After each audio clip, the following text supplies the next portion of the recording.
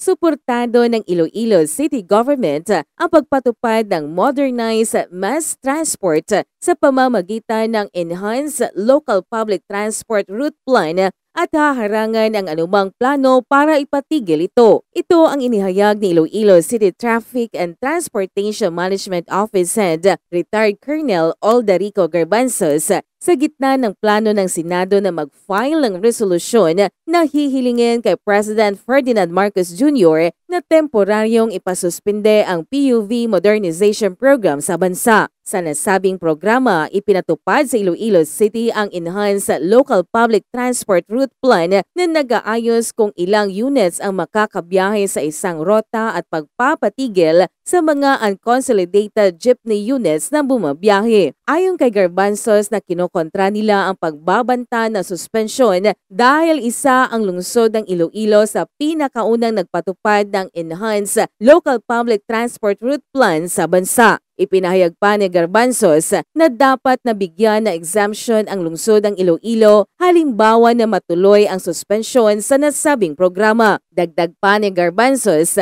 na pinaplano ng Iloilo City Government na maging parte ng top 3 premier city sa bansa at isa dito sa pamamagitan ng pagpapatupad ng Enhanced Local Public Transport Route Plan. Ito si Jennifer Cariquitan para sa Radyo Alternatibo Balita Nationwide.